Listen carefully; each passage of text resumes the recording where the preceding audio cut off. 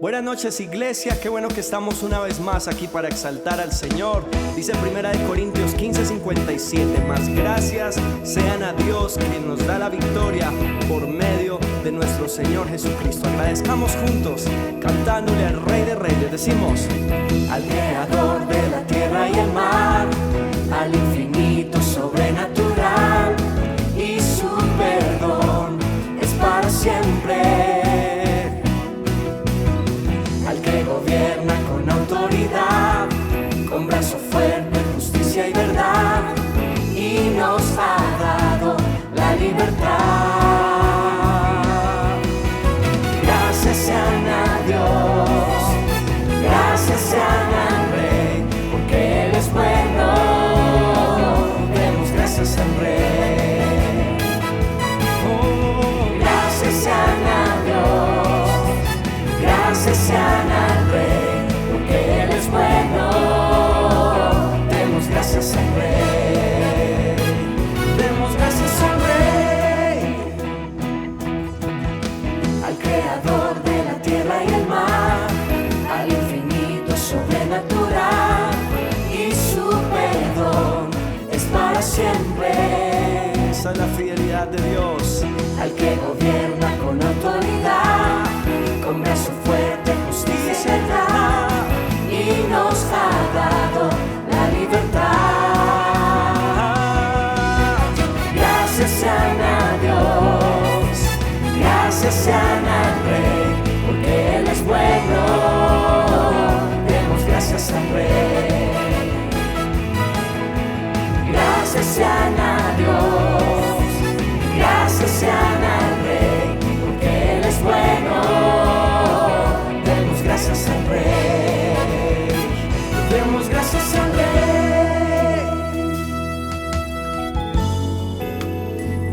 Incomparable,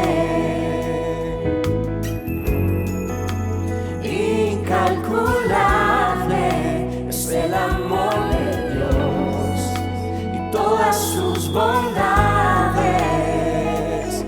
siempre nos rodearán. Cantamos a tu fidelidad, oh, confiamos en ti, te agradecemos.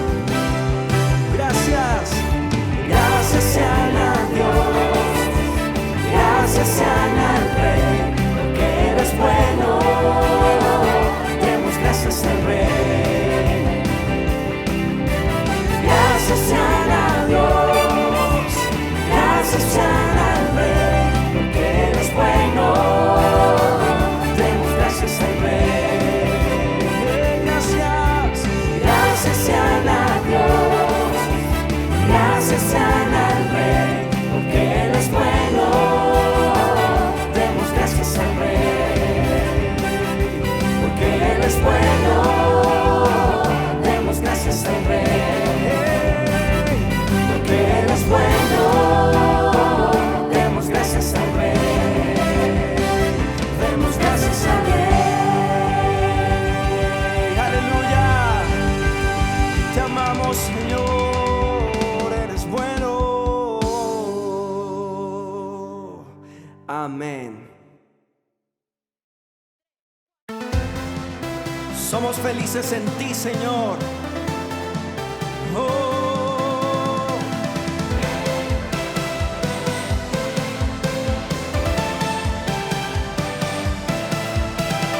Fui creado para adorar, marcado desde la eternidad. En ti está mi identidad. Cristo Jesús, me haces feliz.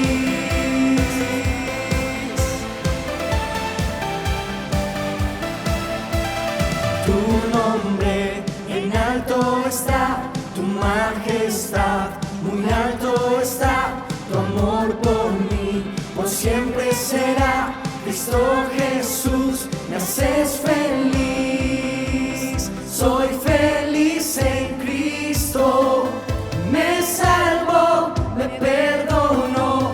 Estoy completo en Cristo, Él vive en mí, no vuelve.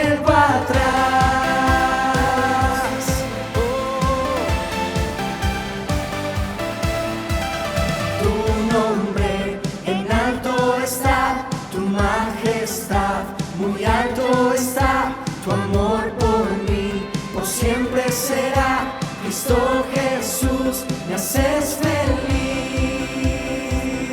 Sí, soy feliz en Cristo, me salvó, me perdonó, estoy completo en Cristo, Él vive en mí, no vuelvo atrás.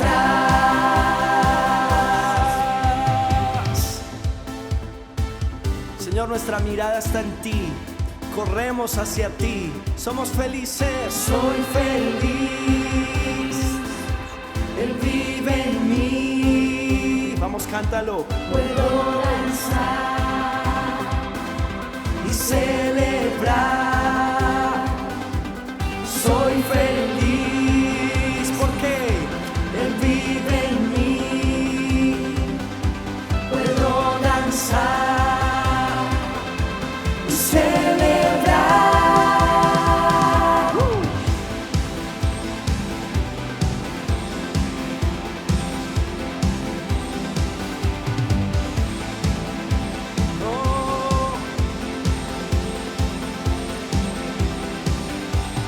Soy feliz en Cristo, me salvó, me perdonó, estoy completo en Cristo, Él vive en mí, no vuelvo atrás. Sí, soy feliz en Cristo, me salvó, me perdonó, estoy completo en Cristo, Él vive en mí, no vuelvo atrás.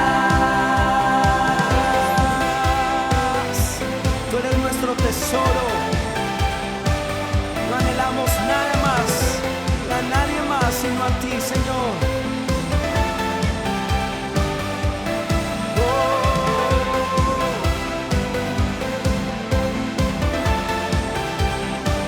No vuelvo atrás.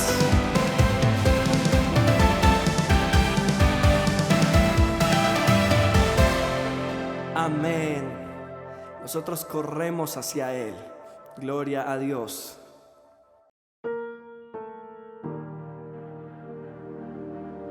Tú has sido fiel, Señor.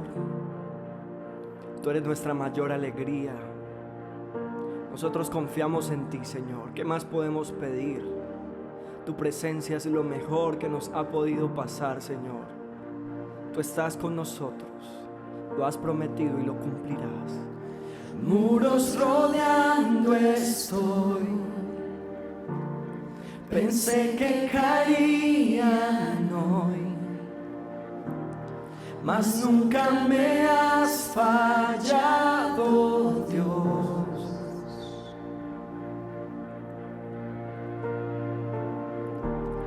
La espera terminará. Sé que has vencido ya, nunca me has fallado, Dios. Vamos a declararlo conmigo esta noche. En ti confiaré, tu promesa sigue en pie, tú eres fiel, confiado andaré. En tus manos estaré, siempre has sido fiel. Vamos, confía en el Señor, iglesia. Oh, oh, oh. La noche acabará, tu palabra se cumplirá. Mi corazón te alabará. Tú eres nuestra salvación, Cristo mi Salvador. Cúbreme con tu amor, mi corazón te alabará.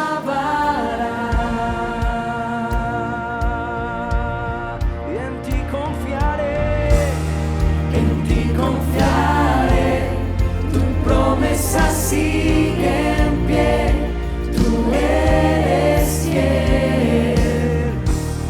Confiado andaré, en tus manos estaré, eres fiel. En ti confiaré, tu promesa sigue en pie, tú eres fiel. Confiado andaré, en tus manos estaré, siempre has sido fiel. Tú no nos fallas, Señor. Tomaste tiempo para adorarle, para exaltarle, para bendecirlo, para levantar tu adoración al que está con nosotros todos los días de nuestra vida. Oh, tú mueves montañas, tú puedes hacer milagros, tú puedes obrar sanidades, por eso lo cantamos. Yo sé que tú mueves montañas. Yo creo en ti, sé que lo harás otra vez. Abriste el mar en el desierto. Yo creo en ti, sé que lo harás otra vez. Yo sé que tú mueves montañas. Yo creo en ti, sé que lo harás otra vez. Abriste el mar en el desierto, yo creo en ti, sé que lo harás otra vez. Yo sé que tú mueves montañas, yo creo en ti, sé que lo harás otra vez.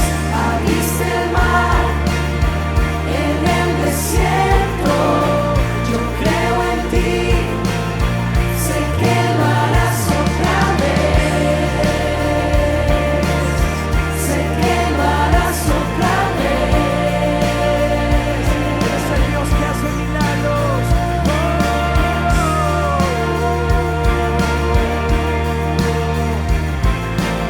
No dejaremos de confiar en ti, en el que nos amó.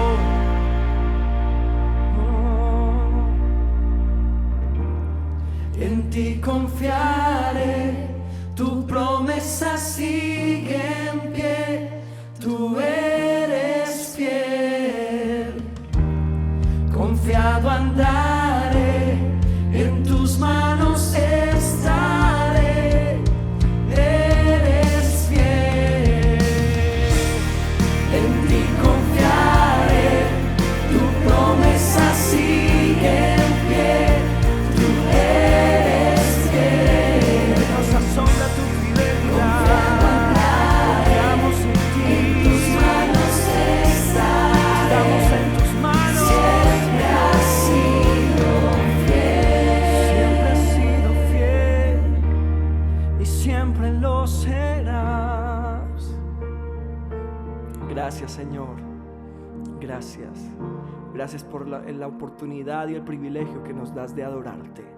Bendecimos tu glorioso, santo, maravilloso nombre. Gracias, Señor. Amén. Amén y amén.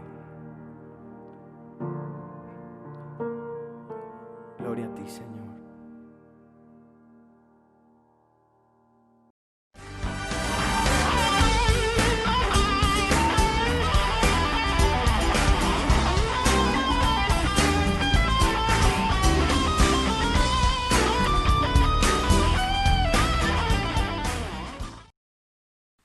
Hola iglesia, bendiciones, Dios les bendiga. Qué bueno nuevamente poder estar con ustedes. Estamos muy contentos de poder estar en este espacio y queremos dar un saludo muy especial a toda la hermosa iglesia y a nuestra familia en Cristo Jesús. Vamos en esta hora a orar, vamos a darle gracias a nuestro Señor por este día, por esta noche y por esta oportunidad también que nos da de poder recibir su palabra. Para mí es un privilegio poder compartir con ustedes y espero que Dios en esta noche hable a nuestro corazón. Oremos. Señor y Padre Celestial, en el nombre de Jesús, en esta preciosa noche te damos muchísimas gracias por la oportunidad que nos das nuevamente de poder estar reunidos en este lugar. Gracias, Dios, porque es un privilegio el poder venir delante de tu presencia, Señor, y a pesar, Dios, de que tal vez no nos podamos reunir en el templo, Señor, sabemos, Dios mío, que tu presencia también está con nosotros y nos acompaña todos los días. Gracias por nuestra familia, gracias por lo que nos has dado, Señor, y gracias por lo que seguirás dando a nuestra vida y lo que seguirás trayendo a nuestro corazón. Recibe toda la gloria, toda la honra, y te pedimos que en esta noche seas hablando a nuestro corazón conforme a tu voluntad y de acuerdo a lo que has diseñado este día para cada uno de nosotros. En el nombre de Cristo Jesús, amén y amén. Bueno, muy bien, en esta hora entonces quiero compartirles algo muy especial, un tema maravilloso que de seguro ministrará nuestra vida y ministrará nuestro corazón. Y el tema de esta noche titula ¿qué es la iglesia? Es una pregunta muy especial. ¿Qué es la iglesia?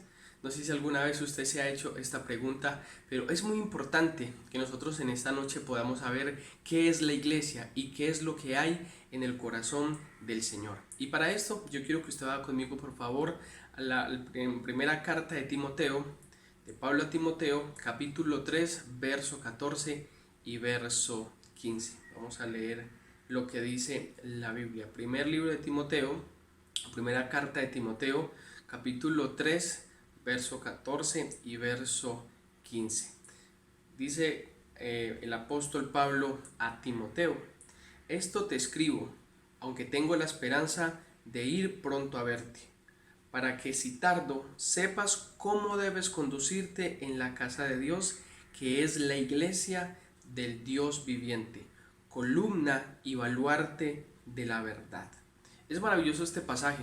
Hace mucho tiempo lo había leído, pero hace unas semanas atrás el Señor me permitió estudiarlo un poquitico, analizarlo, y quiero hablarles un poquito de lo que el Señor me ha venido hablando a mi corazón y a mi vida. Y quiero, para empezar en esta noche, hacerles un recuento un poco de lo que es la vida de Timoteo y especialmente el contexto de lo que había en Éfeso. Muy bien, Éfeso era una ciudad, una metrópolis, una zona comercial y un centro cúltico.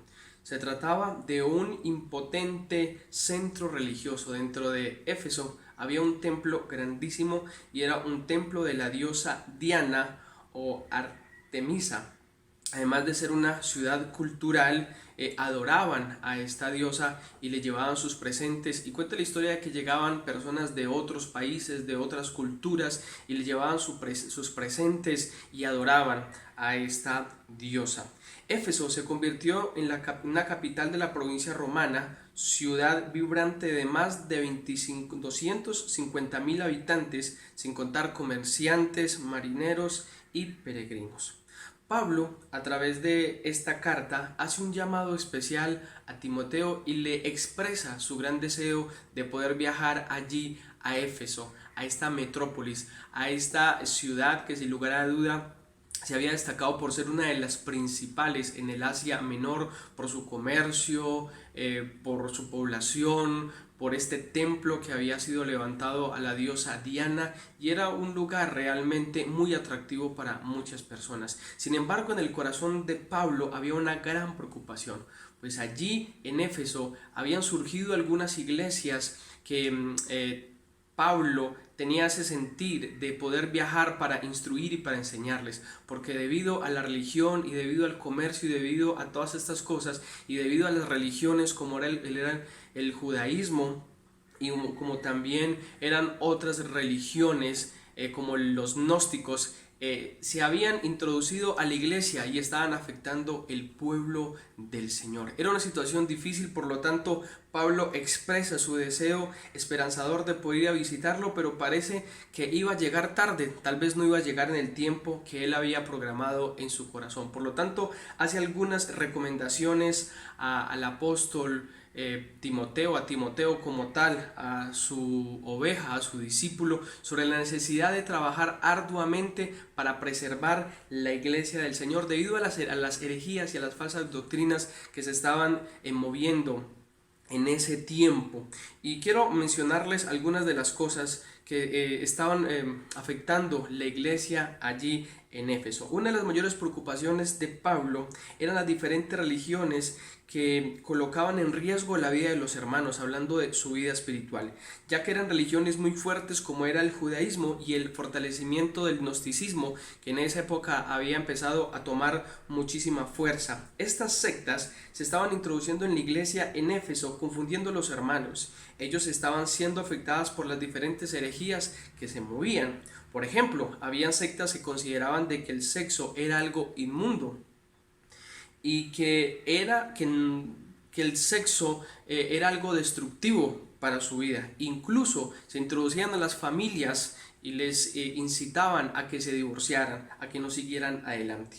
Algunos grupos herejes conducían a la inmoralidad también, y otros hasta invadían las casas particulares y se llevaban a las mujercillas débiles e insensatas por malos caminos, según lo que dice la Biblia en segunda carta a Timoteo capítulo 3 verso 6. Profesaban conocer a Dios, pero negaban con sus obras. Es algo que también dice la Biblia en Tito capítulo 1 verso 16. Se dedicaban a embaucar a la gente y a utilizar la religión o la doctrina, la enseñanza como una fuente de ganancia. Se volvieron comerciantes del evangelio, predicaban solamente por un beneficio propio, predicaban solamente por un interés, por un lucro económico, y eso estaba afectando muchísimo la iglesia de Éfeso. Así que Pablo le escribe a Timoteo y le expresa su deseo, su anhelo de poder ir allí a Éfeso a contrarrestar lo que estaba pasando y a tratar de instruir, capacitar y fortalecer el pueblo de Cristo. Es algo muy similar con lo que está pasando hoy en día con las diferentes doctrinas, y es algo muy similar también con lo que pasa muchas veces con nuestra iglesia, con el centro evangelístico, que a veces llegan doctrinas erróneas, herejes, y que lo que hacen es afectar el corazón, la mente y la voluntad, muchas veces también de los hermanos y de la misma iglesia en general. Incluso lo que está pasando con el COVID-19 ha generado un sinsabor en el corazón de muchas personas. Vemos el pánico, vemos la preocupación, vemos cómo muchas personas en este tiempo están llenando su mente y su corazón de conceptos, ideas erróneas, y algunos están siendo muy afectados sobre este movimiento que se está dando incluso de pastores y de iglesias. Pero en esta noche yo quiero darles 3 principios importantes para que nosotros podamos entender cuál es la función, la labor, qué es la iglesia, qué es lo que tiene que hacer la iglesia en este tiempo de tanta apostasía, de tanta mentira. A veces creemos que todo lo que está pasando en medio de nuestro país y del mundo entero tiene que ver con algo sencillamente del hombre, pero sin lugar a duda Dios es el que está tomando el control de nuestra ciudad. Dios es el que está tomando el control, ha tomado el control de nuestra nación y del mundo. Y a Dios nada, sencillamente lo coge por sorpresa. Así que yo quiero enseñarle en esta hora los 3 principios que vemos allí en la palabra de Dios, y le pido por favor de que pueda estar muy atento, que el Señor quiere hablarnos en este día. Muy bien, entonces miremos lo que dice la Biblia nuevamente en primera carta de Timoteo capítulo 3, el verso 14 y el verso 15, la parte A. Dice la Biblia: esto te escribo, aunque tengo la esperanza de ir pronto a verte. Verso 15, para que si tardo sepas cómo debes conducirte en la casa de Dios, que es la iglesia. En primer lugar, la iglesia es la casa de Dios, y la palabra casa en el griego es oikos, es decir, la iglesia es la oikos de Dios. Lo primero y principal es que debe ser una familia. La palabra griego oikos traduce casa, se refiere a personas con las que nos relacionamos de manera regular. Las comunidades del Nuevo Testamento se basaban en un núcleo, en las casas, en las que las familias y las personas formaban ambientes pastorales donde podía haber una sanidad personal más profunda y más libertad en el ministerio y en el testimonio.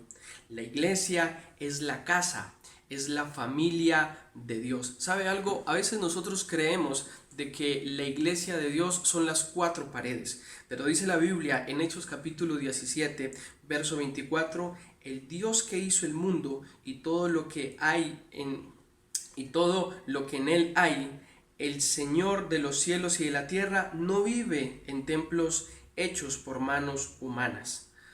Sencillo, Dios no vive en templos de material, Dios vive en nuestro corazón. Y una de las cosas que nos muestra la palabra casa en el griego, es que Dios es el dueño y quiere ser el Señor de nuestra vida y nuestro corazón. Dios quiere que nosotros podamos construir iglesia desde nuestra casa, desde nuestra familia. Veo a muchas personas preocupadas en este tiempo diciendo, bueno, pastor, ¿y cuándo van a abrir la iglesia? Pastor, es que extrañamos mucho la iglesia. Pero déjeme decirle algo, Abraham, ¿dónde se congregaba? ¿Cómo se llamaba el lugar donde se congregaba Noé, por ejemplo? ¿Cómo se llamaba el lugar donde se congregaba Enoc? Y sin embargo la Biblia dice de que Abraham fue amigo de Dios. Dice la Biblia que fue llamado amigo de Dios. Noé fue un hombre íntegro en su tiempo, en su época. Y Noé caminó con Dios. Es decir, que eran hombres que tenían una relación profunda con el Señor. Noé, a pesar de que no era una persona que se congregaba, escuchó la voz de Dios, la revelación de Dios y entendió el propósito de Dios cuando le dijo, prepara un arca. Abraham, dice la Biblia, que escuchó la voz de Dios cuando le dijo, vete de tu tierra y tu parentela al lugar donde yo te mostraré. Eran personas que sin necesidad de ir a una iglesia tenían una relación y una comunión con el Señor. La palabra oikos del griego, que significa casa, significa ese lugar de conexión y de relación, es esa iglesia donde Dios quiere que nosotros podamos estar.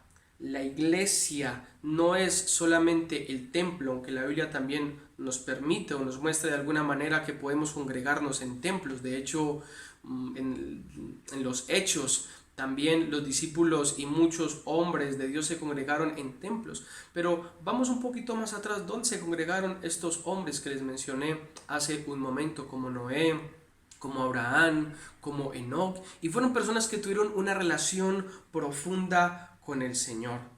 Dios quiere que nuestra casa, que nuestra familia sea realmente un lugar de adoración. No tenemos que esperar que ahora la iglesia para poder hacer cultos. Nuestra casa en este tiempo se puede convertir en un lugar de culto para alabar y exaltar al Señor. Eso es lo que Dios quiere que nosotros hagamos en este tiempo. Muchas personas están desesperadas porque aún las iglesias no han sido abiertas y están luchando en su corazón porque desean y están preguntando cuándo lo hacen. ¿Sabe algo? Nosotros también estamos muy ansiosos de que abran nuevamente los templos, los lugares de reunión. Pero mientras tanto hemos decidido que nuestra casa sea un culto para casa, sea una iglesia para el Señor con todo nuestro ser y con todo nuestro corazón. ¿Sabe algo, iglesia? Tenemos una responsabilidad con Dios de llevar a que nuestra casa y nuestra familia, desde ese lugar, desde ese espacio, podamos levantar adoración y exaltación a nuestro Dios. La casa es un lugar de adoración, es un culto también para Dios. Y creo que vaya conmigo, por favor, primera carta de Timoteo, capítulo 5, verso 7 y verso 8. Y voy a leer la Nueva Traducción Viviente en este pasaje. Y dice la Biblia, dale estas instrucciones a la iglesia para que nadie quede expuesto a la crítica. Aquellos que se nieguen a cuidar de sus familias, especialmente a los de su propia casa, han negado la fe verdadera, y son peores que los incrédulos. En otras palabras, tu casa es la casa de Dios. La iglesia en este momento es tu casa, tu familia, la relación que podemos tener con nuestro cónyuge, la relación que podemos tener con nuestros hijos, el altar familiar que podemos levantar desde nuestra casa. Esa es la iglesia. No esperemos que el templo se abra, no esperemos que el pastor nuevamente nos invite a un tiempo de oración, a un tiempo de ayuno, a un tiempo para cantar. No esperemos ese momento, porque Dios en este tiempo quiere enseñarnos a que nuestro culto de alabanza y de adoración empiece desde nuestra casa. La iglesia de Dios es nuestra casa. es el lugar que Dios ha colocado a disposición para nosotros, para crecer y para avanzar, para nutrirnos. Necesitamos volver nuevamente a la instrucción con nuestros hijos, necesitamos volver nuevamente a acercarnos al Señor y levantar los altares familiares. En estos días escuché escuché noticias dentro de todo lo que escuchamos todos los días, y me sorprendió algo, y escuché a través de la página de la vicepresidencia de que los conflictos en el hogar han aumentado el 103%. Esto fue una estadística que se dio hace unos meses atrás, y quiero leerlo. Según la página de la vicepresidencia en Colombia, ellos sacaron un artículo diciendo: la violencia intrafamiliar es otra pandemia que el Estado en pleno está dispuesto a derrotar, según la página de la vicepresidencia. Entonces estamos viendo los problemas familiares también como una pandemia. No solamente tenemos algo que está afectando nuestra salud, sino que también tenemos una pandemia que está afectando nuestras familias y nuestras relaciones interpersonales. Y este artículo salió el 6 de abril del 2020 y dice lo siguiente: 1.221 llamadas recibidas se vieron reportadas por maltrato durante el aislamiento preventivo obligatorio. La línea 155 registró el incremento de 103% comparado con el mismo periodo del año pasado. Ojo con esto, la Fiscalía reporta 3.027 denuncias recibidas por correos electrónicos, 881 corresponden a delitos sexuales y 2.134 a violencia intrafamiliar. RCN, en su columna judicial, reporta más de 15.000 casos de violencia intrafamiliar.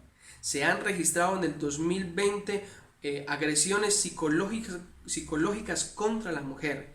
Debemos trabajar nosotros como la iglesia para tratar de cambiar estos patrones de conducta que están afectando a las personas. Necesitamos establecer el reino de Dios en nuestras casas, en nuestras familias, generar cultos de alabanza, generar cultos de adoración. ¿Sabe algo? Los hebreos, según lo que dice la Biblia en Deuteronomio, nos dan ejemplo y nos dan una línea, una dirección de cómo es que un culto se debe de hacer desde nuestras casas. Y quiero que miremos por un momento en Deuteronomio capítulo 6, verso 4 al verso 9. Leeremos la Nueva Traducción Viviente. Dice la Biblia: escucha, Israel, el Señor es nuestro Dios, solamente el Señor. A Él, al Señor tu Dios, amarás con todo tu corazón, con toda tu alma y con todas tus fuerzas. Debes comprometerte con todo tu ser a cumplir cada uno de estos mandamientos que hoy te entrego. Repíteselos a tus hijos una y otra vez. Habla de ellos en tus conversaciones, cuando estés en tu casa y cuando vayas por el camino, cuando te acuestes y cuando te levantes. Átalos a tus manos y llévalos sobre la frente como un recordatorio. Escríbelos en los marcos de la entrada de tu casa y sobre las puertas de tu ciudad. Tu casa es la iglesia de Dios. Qué maravilloso es este pasaje, me fascina muchísimo, porque en primer lugar empieza reconociendo, o nos lleva a que nosotros podamos reconocer al Señor como nuestro único Dios. Dice el verso 5: ama al Señor tu Dios con todo tu corazón, con toda tu alma y con todas tus fuerzas. Y el verso 6 dice: debes comprometerte con todo tu ser a cumplir cada uno de estos mandatos que hoy te entrego. Mire, para nosotros poder enseñarle a nuestros hijos, tenemos que primero aprender a cumplir los mandamientos de Dios en nuestra vida. Cuando nosotros aprendamos los mandamientos, cuando aprendamos realmente a llevar esa palabra de Dios a nuestro corazón, tendremos la libertad y la tranquilidad para poderla compartir también a nuestros hijos. Necesitamos vivir esa palabra en nuestro corazón, comprometernos con todo nuestro ser, como dice la palabra, a cumplir cada uno de estos mandamientos que el Señor nos entrega. Y lo segundo que dice la palabra que nosotros debemos de hacer es repetírselo a nuestros hijos una y otra vez. Mi pregunta es: ¿Cuándo fue la última vez que usted oró con sus hijos? ¿Cuándo fue la última vez que usted hizo un altar familiar con sus hijos? ¿Cuándo fue la última vez que usted leyó un texto bíblico a sus hijos? ¿Cuándo fue la última vez que usted oró por sus hijos? ¿Cuándo fue la última vez que usted cantó con sus hijos y le enseñó la palabra? ¿Sabe algo? Debemos de llevar la iglesia a nuestras casas y a nuestras familias. Necesitamos llevar el reino de Dios a nuestras casas. No necesitamos pensar de que si no abrimos la iglesia entonces no va a haber culto. Claro que hay culto. El culto empieza desde nuestro corazón cuando guardamos los mandamientos del Señor. El culto empieza cuando nos sentamos en familia con nuestros hijos, con nuestro cónyuge, con las personas con las que vivimos y empezamos a orar y a alabar al Señor y llevamos a que nuestros hijos repitan una y otra vez la palabra del Señor, lo que dice la Escritura. En esto los hebreos nos dan un gran ejemplo y en esta noche quiero desafiarle a que podamos llevar la iglesia de Cristo a nuestras casas, a nuestras familias, que levantemos altares de oración y de adoración con nuestra familia y que venzamos todas estas estadísticas que se han elevado al 103% comparado al año anterior. Es increíble que las familias no se están reuniendo a amarse, a aprovechar este tiempo, sino que nos estamos dañando, nos estamos destruyendo y estamos generando división al interior de nuestra familia. Yo le motivo a que en primer lugar usted pueda llevar la iglesia de Dios a su casa. ¿Qué es la iglesia? La iglesia es ese tiempo que yo dedico en mi casa para alabar y para adorar al Señor con todo mi corazón. La iglesia es la casa oikos de Dios. En segundo lugar, el versículo 15, la parte B. ¿Qué es la iglesia? Es la asamblea del Dios viviente. Asamblea, en el griego, eclesia. La palabra eclesia quiere decir literalmente una compañía de personas que han sido convocadas. No es que Dios haya sido selectivo. La invitación se dirige a todos, pero una invitación requiere también de una respuesta.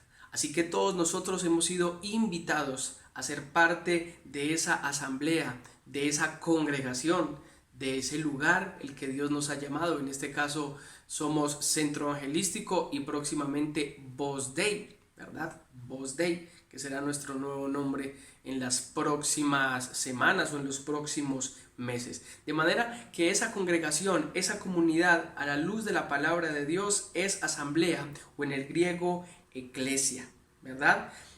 ¿Por qué es la iglesia del Señor? Porque eso es lo que dice la Biblia, es la iglesia del Dios viviente. Bien, la Biblia dice en Hechos capítulo 20, verso 28. Yo les ruego que piensen en ustedes mismos y que velen por el rebaño sobre el cual el Espíritu Santo los ha puesto como obispos, para que cuiden de la iglesia del Señor, que Él ganó por su propia sangre. ¿Por qué la iglesia? ¿Por qué la asamblea es de Dios? Sencillo, porque Él la compró a precio de sangre.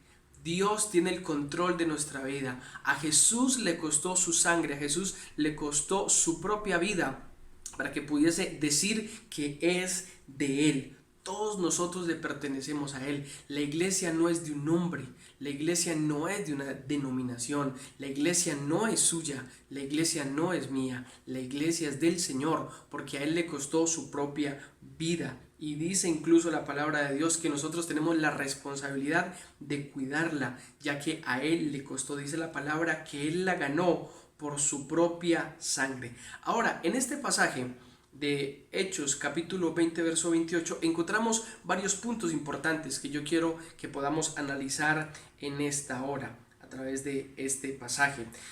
En primer lugar, la iglesia es del Señor, pero hay una responsabilidad como iglesia y como pueblo de Dios de cuidar de nosotros mismos. Mire lo que dice la palabra: yo les ruego que piensen en ustedes mismos.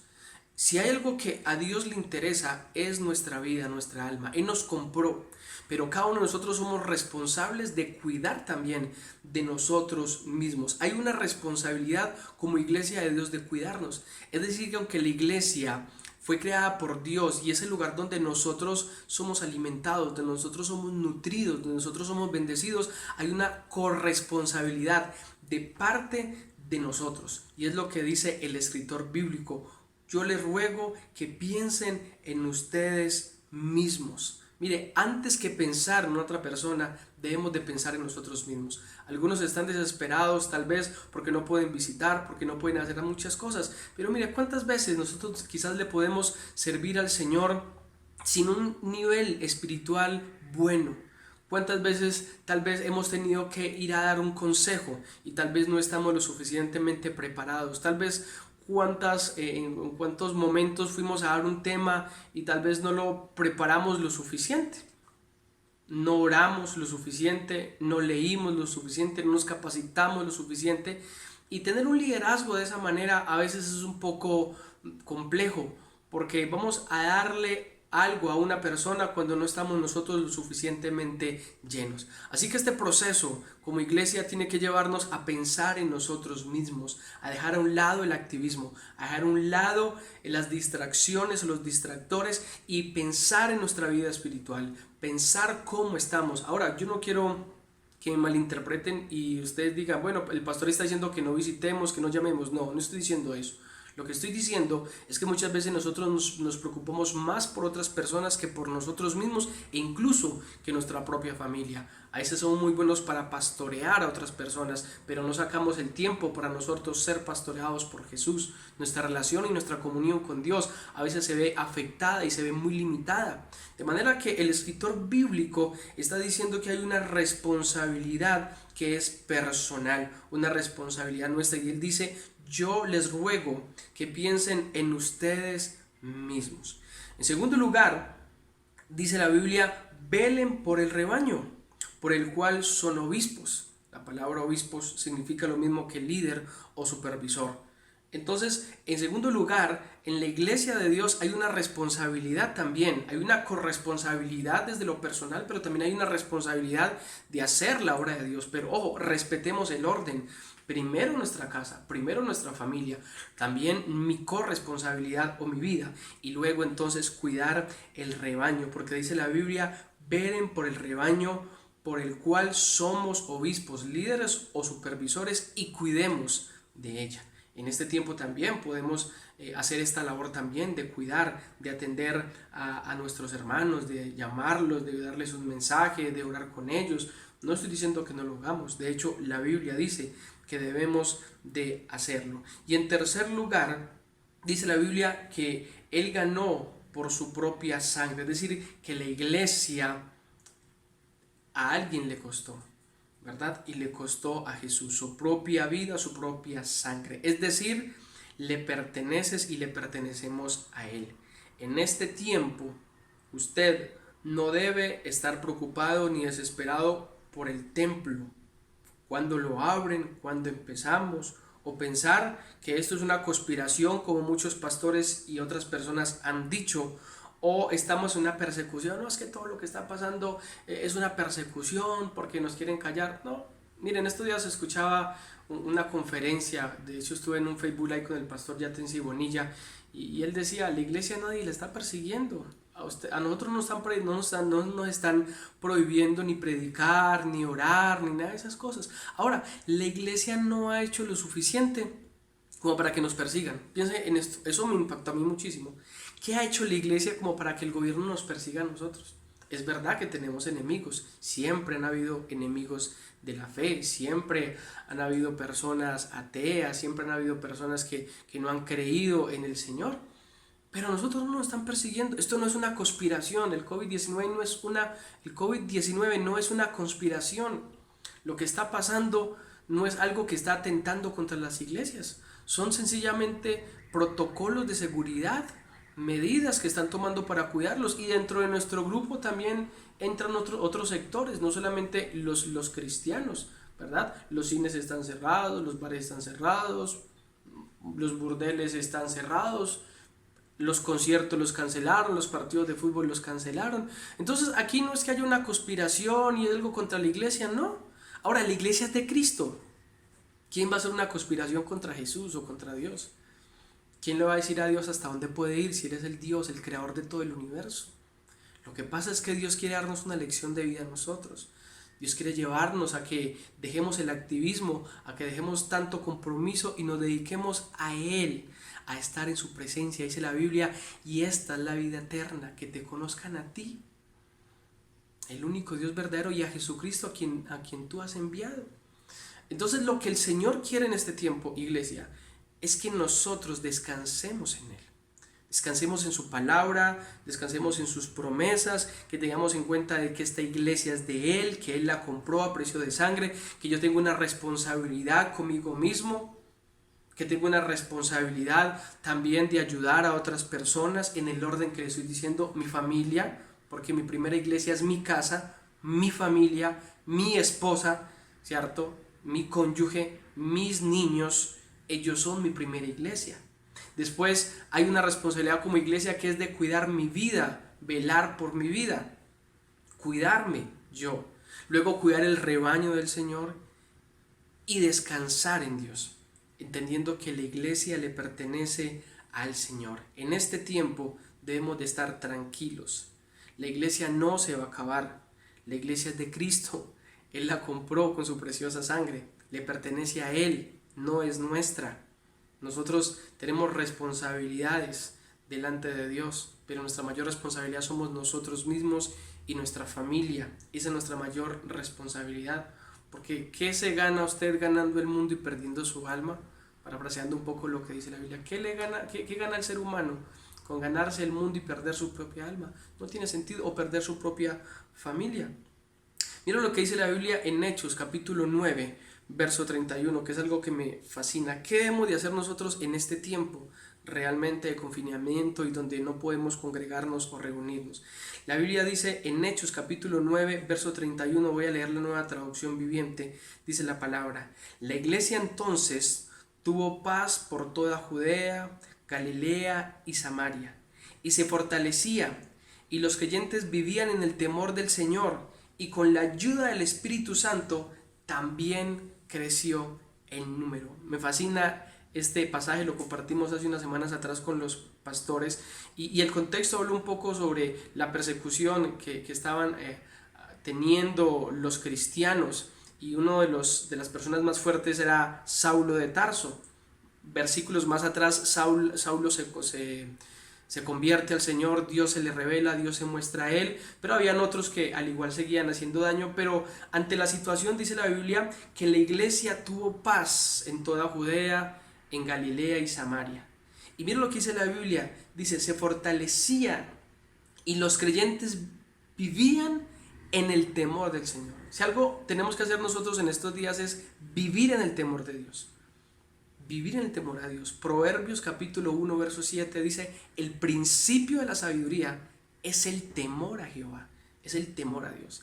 Si algo tenemos que replantear como iglesia en estos días, como líderes, como iglesia en general, es recuperar el temor a Dios, es volver a Jesús, es arrepentirnos con todo nuestro corazón y con toda nuestra vida al Señor. Necesitamos volver a Dios. Volver a Dios no es volver a las actividades y a los programas. Volver a Dios es reconciliarnos con Dios. Porque a veces nos dedicamos a la obra y nos olvidamos del Dios de la obra. A veces nuestra vida espiritual está basada solamente en activismos, pero no hay una relación profunda ni verdaderamente con Dios. Entonces me fascina porque dice la Biblia que los creyentes vivían en el temor del Señor. Y con la ayuda, dice la Biblia, del Espíritu Santo, también creció el número. ¿Quién es el que trae el crecimiento a la iglesia? ¿Quién es el que trae la multiplicación? ¿Nosotros, nuestras estrategias, nuestras formas? Porque lo que yo veo en la palabra de Dios en esta noche es que con la ayuda del Espíritu Santo también creció el número. En medio de persecución, en medio de situaciones difíciles y complejas que sí la vivieron realmente los apóstoles en el libro de los Hechos. Ellos sí vivieron realmente persecuciones y morían por la causa. Nosotros no nos están amenazando ni nos están diciendo que no prediquemos, ¿sí? No nos están diciendo nada de eso. Solamente estamos protegidos, guardados ante un proceso mundial, pero que detrás de eso hay un propósito y un llamado de Dios a recuperar el temor, a volver al arrepentimiento, a volver a nuestra familia, a a volver a nuestro autocuidado y tomar sencillamente conciencia de la responsabilidad primero que tenemos con Dios y con nuestras familias en este tiempo. Dios es quien dirige su iglesia y como iglesia el llamado es a estar conectados con Él, no dejando de congregarnos, dice la Biblia en Hebreos 10:25, como algunos tienen por costumbre. Congréguese, conéctese a los cultos, a los servicios, conéctese a las reuniones, no deje de asistir los miércoles a los cultos, virtualmente es lo que tenemos, vamos a hacerlo. Vamos a conectarnos los domingos, vamos a conectarnos con los niños, vamos a conectarnos con los adolescentes, vamos a conectarnos con los jóvenes, vamos a conectarnos con las parejas, vamos a conectarnos en las vigilias, en los ayunos, vamos a conectarnos con reuniones de mujeres, reuniones de hombres, vamos a conectarnos, vamos a congregarnos, trabajando desde lo más profundo de nuestro corazón y en el temor del Señor. Muy bien, vamos entonces a recordar un poco lo que hemos estudiado hasta el momento, el tema de esta noche, ¿qué es la iglesia? Vimos que en primer lugar, la iglesia es la casa de Dios. La iglesia es la casa de Dios. Es el oikos, ¿verdad? La iglesia es la casa de Dios. ¿Cuál casa? Nuestra casa, nuestra familia. Viene de allí precisamente, de familia, de casa, de hogar. Viene de ese espacio realmente el más cercano a nosotros. A veces creemos que los hermanos de la iglesia solamente son las personas que se congregan cada 8 días, sino nuestros primeros hermanos, nuestra primera iglesia es nuestra casa, ¿verdad? Y allí tenemos que aprender a relacionarnos con Dios por medio también de ellos y en ese espacio con ellos. Lo segundo que vimos entonces, ¿qué es la iglesia? La iglesia es la asamblea de Dios, la eclesia en el griego, ¿verdad? La iglesia es la asamblea del Dios viviente. Y todos nosotros hemos sido llamados también a ser parte de la iglesia, no somos ruedas sueltas, necesitamos congregarnos y aunque en estos momentos no lo podemos hacer por las diferentes situaciones y la pandemia, pues nos congregamos y nos reunimos virtualmente y les invitamos para que lo hagan los miércoles y también los domingos. No dejemos de congregarnos como dice la palabra, reitero, virtualmente, pero Dios valora ese espacio y esa intención que tenemos desde nuestro corazón. Y en tercer lugar, ¿qué es la iglesia del Señor? ¿Qué es la iglesia? La iglesia es la columna y baluarte de la verdad. Es bien interesante esta parte, este tercer punto, el saber lo que es el baluarte de la verdad, la columna y baluarte de la verdad, y eso lo encontramos ahí en 1 de Timoteo capítulo 3, verso 15, la parte C. La iglesia es la columna de la verdad, en el griego es tslos, o el tslos. Una columna es un soporte vertical de forma alargada que permite sostener el peso de una estructura. A mí me parece genial, por lo menos esta parte de la columna y baluarte de la verdad, porque teniendo un poquitico el contexto de lo que estaba pasando en Éfeso a través del liderazgo de Timoteo, sabemos que Timoteo y la iglesia como tal estaban siendo golpeados por las falsas doctrinas, por el judaísmo, por el gnosticismo y por todas esas corrientes filosóficas, los intelectuales, las personas que hablaban mucho, los que utilizaban el evangelio como un medio de ganancia, y todo eso estaba afectando a la iglesia. Entonces Pablo le dice a Timoteo que la tercera característica o lo que es la iglesia es una columna y baluarte de la verdad, y la definición de columna es ser un soporte vertical de forma alargada que permite sostener el peso de una estructura. Ahora usted podría decir, bueno, ¿y una columna qué? Pues no dice mucho, ¿bien? Para nosotros no, pero en Éfeso, donde se dirigieron estas cartas, la palabra columna tendría un significado muy, pero muy especial. La más grande gloria de Éfeso era sencillamente un templo con unas columnas espectaculares. Ahorita les voy a mostrar un poco la imagen para que ustedes la puedan ver, pero la más grande gloria de Éfeso era el templo de Diana o Artemisa. Tanto así que Hechos capítulo 19, verso 28, nos hablan de un suceso cuando un hombre llamado Demetrio, quien era un vendedor, vendían plata y vendían placas, vendían réplicas de ese templo de la diosa Diana, y en algún momento ellos escucharon a Pablo predicar y hablar un poco acerca del templo, hablando de que era idolatría, de que era un pecado. Y estos hombres vendedores de estas réplicas en plata se reúnen y logran identificar a dos discípulos del apóstol Pablo. Uno de ellos era Gallo y el otro era Aristarco, y ellos estaban por ahí cerquita.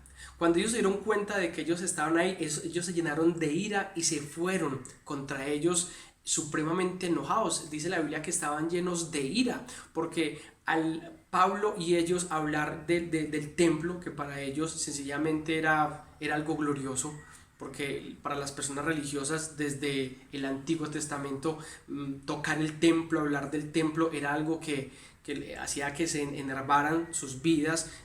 Se colocaban llenos de ira, eran personas que tenían un gran celo por el templo, era como un Dios para ellos. Hablar del templo era algo que dañaba sus corazones, dañaba sus vidas, y precisamente este hombre llamado Demetrio, juntamente con otros amigos del gremio, identifican que Gallo y Aristarco están ahí y se van contra ellos, se arremeten contra ellos y generan una algarabía impresionante, al punto que un jefe, una persona de la autoridad, tiene que llamarle la atención y decirle, pues, estén tranquilos, no se preocupen, que a nadie les ha tocado, a nadie lo han maltratado. Entonces este hombre pudo solucionar ese problema en ese momento, porque para ellos el templo era algo maravilloso y era un templo supremamente impresionante, era grandísimo. Dice de que este templo de la diosa Diana era una de las 7 maravillas del mundo, y una de sus excelencias en cuanto a la estructura eran sus columnas.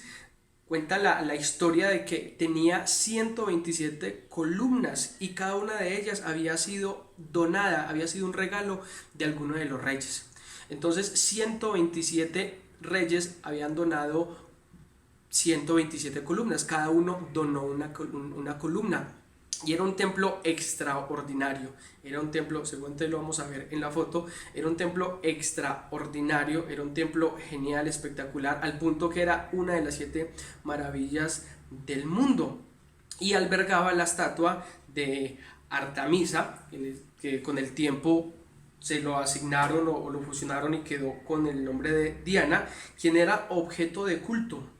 Todas las estructuras o todas las columnas eran de mármol, y algunas estaban adornadas con joyas y recubiertas de oro.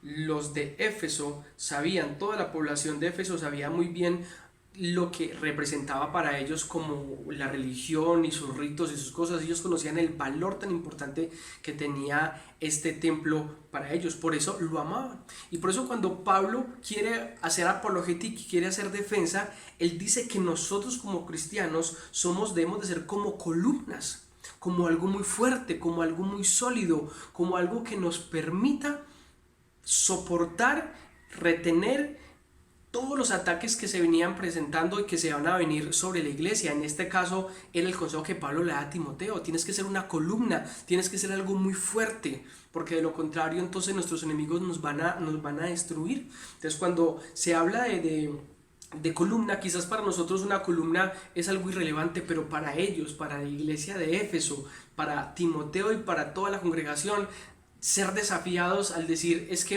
nosotros somos como esa columna o tenemos que ser mejores que esa columna, era algo que los llenaba de amor y de pasión, ¿sí?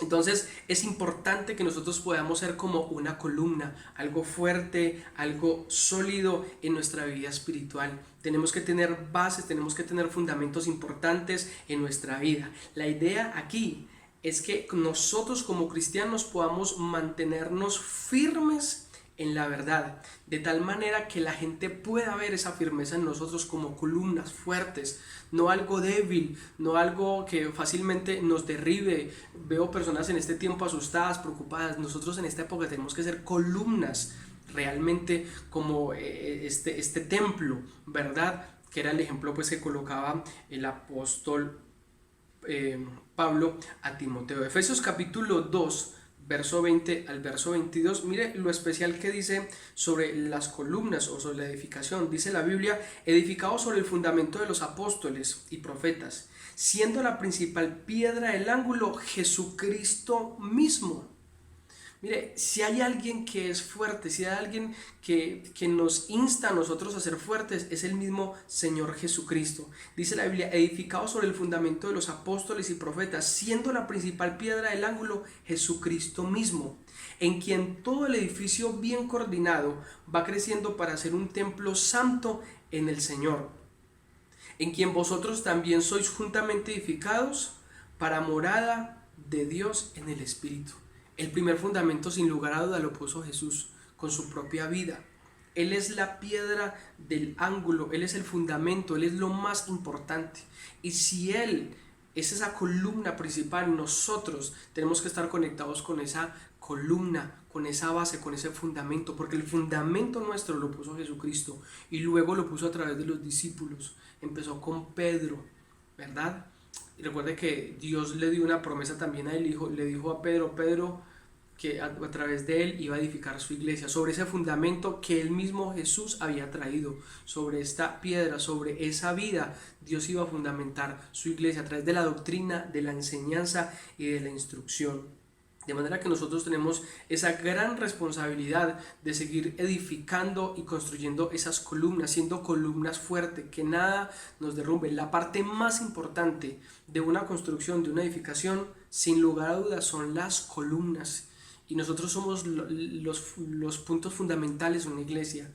Nosotros como líderes, como siervos, nosotros como los congregantes, nosotros los que buscamos la presencia de Dios, somos las personas que debemos de estar siempre en esa firmeza. Y lo segundo que dijo el apóstol Pablo a Timoteo, le habló acerca de el baluarte. Muy bien, y por último, el baluarte. La iglesia es el baluarte de la verdad, es la columna y el baluarte de la verdad. ¿Pero qué es baluarte? Vamos a mirar entonces qué es esa palabra tan importante y tan especial que el apóstol Pablo, frente a la situación de la iglesia, le dice a Timoteo que debe comportarse y actuar, o la iglesia como tal debe actuar como baluarte. Baluarte es una construcción de un recinto fortificado para resistir ataques del enemigo. Un baluarte, también conocido como bastión, es la parte que sobresale de una fortificación militar y que sirve para la defensa de un sitio. También refiere a aquello que en el sentido figurado sirve de amparo o defensa para algo. No sé cuántos de ustedes han tenido la oportunidad de ir a Cartagena, pero Cartagena tiene una ciudad amurallada, ¿verdad? Eso es un lugar fortificado, es como una fortaleza, y lo utilizaban especialmente para los ataques o para defenderse o para atacar al enemigo también. Entonces, esta muralla tiene un lugar muy especial que está normalmente en la parte de adelante, y eso se llama baluarte, ¿sí? Y es especialmente utilizado para defender. Es un lugar, es una construcción o recinto fortificado para resistir el ataque del enemigo. Qué interesante que el apóstol Pablo le haya dicho a Timoteo que necesita tener la columna, ser una columna, y también tiene que ser un baluarte de la verdad. Qué interesante esto, saber de que en medio de las situaciones, en medio de las luchas doctrinales, en medio de las herejías, en medio de la mentira del mismo sistema, la Biblia dice que nosotros debemos de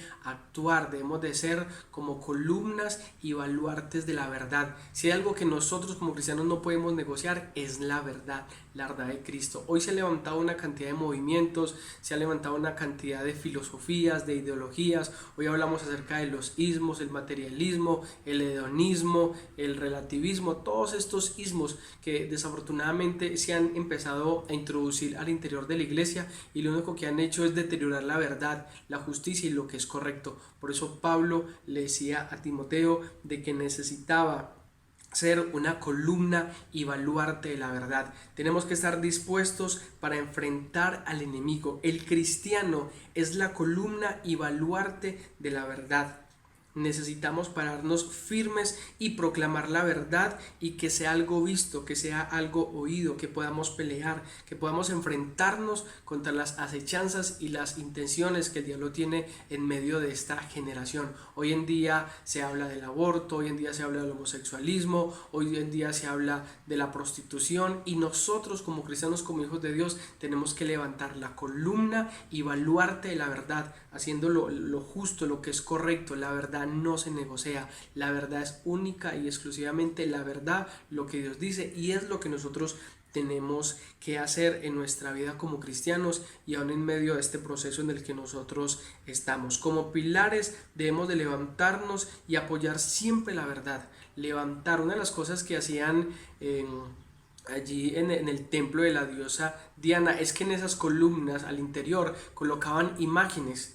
¿Y qué es lo que nosotros tenemos que hacer como columnas? Colocar la palabra de Dios. No necesitamos colocar una imagen como lo hacen ellos, pero sí colocamos lo más valioso y lo más representativo para nosotros, que es la misma palabra de Dios. En esa columna debemos de colocar en la parte alta la palabra de Dios, exaltar a Dios con toda nuestra vida, con todo nuestro ser, y esforzarnos cada día a seguir adelante. Los miembros de la iglesia, usted y yo, estamos llamados a ser pilares, a ser columnas de la verdad, y más aún con mayor propiedad utilizando la palabra del Señor.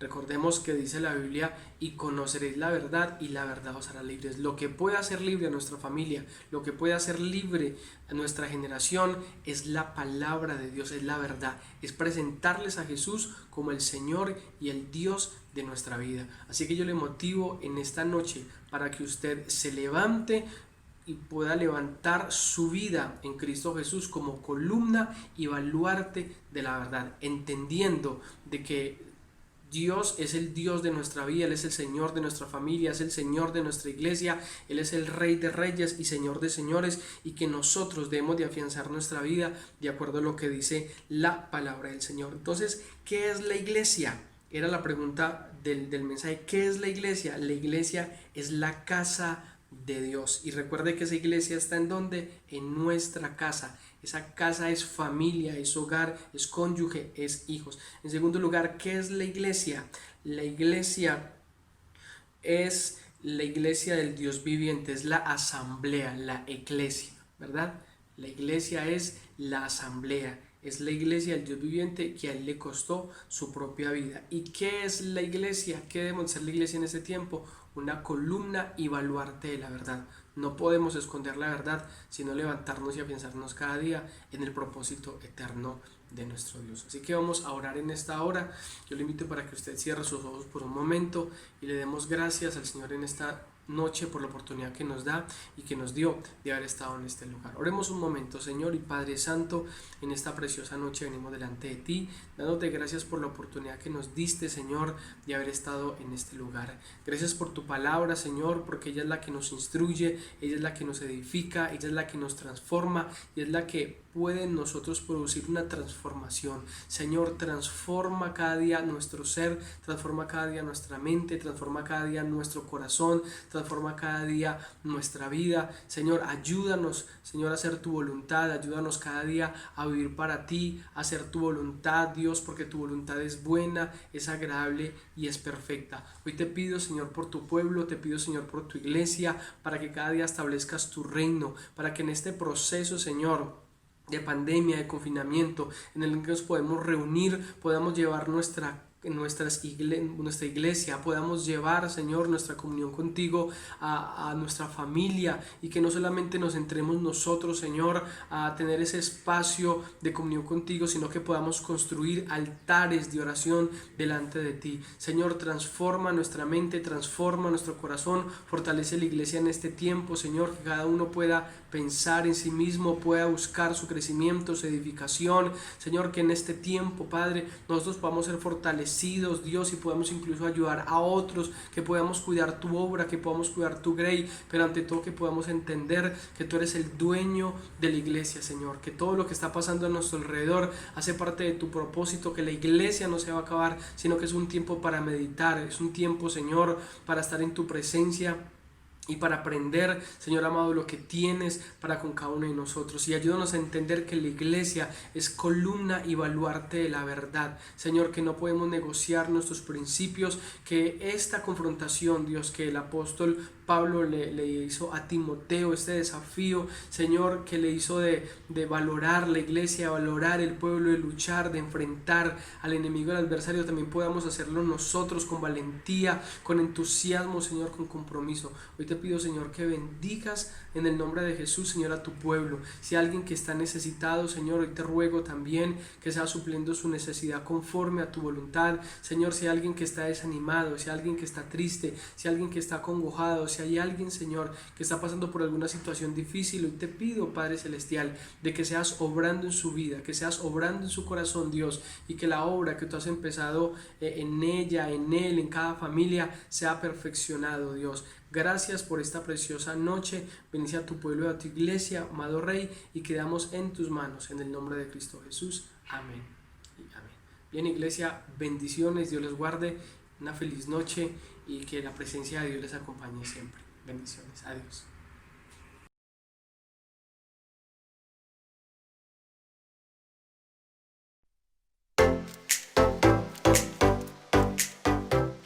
El Centro Evangelístico Pereira pone a tu disposición personal profesional calificado en consejería, orientación, psicología, atención individual y para parejas. Estamos atentos para escucharte y darte una palabra de aliento y consejo en estos tiempos. Escríbenos y aparta tu cita a los números que aparecen en pantalla.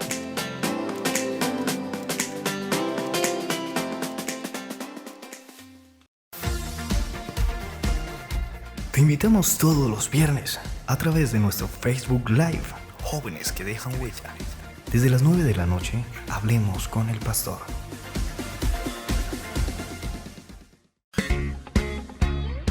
En Box Day Radio Pereira tenemos programación las 24 horas del día. Te invitamos a visitar nuestra página web boxdayradiopereira.com. Allí podrás escucharnos, descargar nuestra app e interactuar con nuestra programación.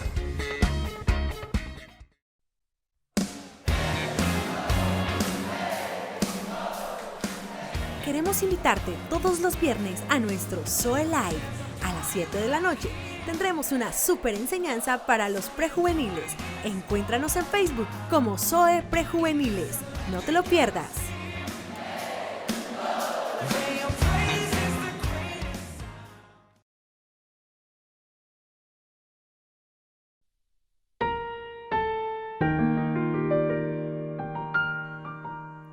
Que el Señor te bendiga y te proteja.